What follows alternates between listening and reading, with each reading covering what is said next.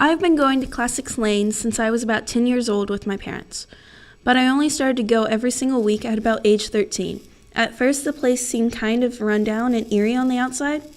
The reason is because it was dark and encased by trees.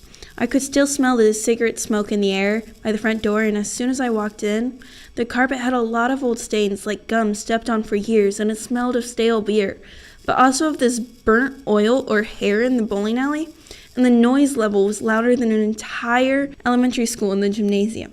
Even through all of that, what really set me off was the amount of people here.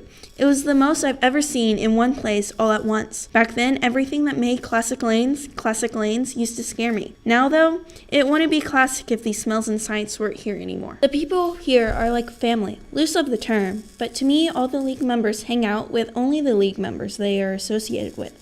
I remember when we first started going to Classic, my parents felt out of place. Back then, I didn't quite understand why until after I felt more at home.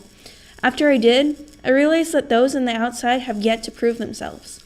You can be the best bowler in the entire alley, but if you don't have the trust, then nobody is really going to want to bowl with you, because they don't know if you're going to stick around. One Saturday in March was the day of sectionals. It was stuffy inside and the fans were running. It was crowded that day in the bowling alley, to where you couldn't even see the carpet, let alone the other bowlers, but it was filled with the happy chattering of teenagers. The parents had to pay to get in, while the coaches and the bowlers didn't. There are two parts to sectionals, the singles and the teams. For the singles, the alley was filled with the smell of cooking food from the snack bar and the sweat from being packed like sardines in the alley. Teams started at 1:30 the same day, and they were Baker games, which is a 5-person team, and each person bowls 2 frames in sequential order. We did 20 Baker games that day. We weren't worried per se as hopeful. We were hopeful to be Bedford North Lawrence girls. They were our only big competition that day. When all 20 games were completed at 3, we learned that our hope was worth it, because we won. It was the first time in quite a few years that North girls went to regionals, and we won.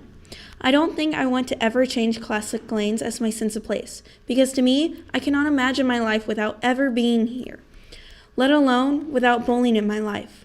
It might not affect my future, but if it were to be torn down, I think I would feel really empty without the smell of burnt oil, the shiny bowling balls, or the loud league members' chatter, or be it the endless loop of music. These little things make Classic Lanes my sense of place.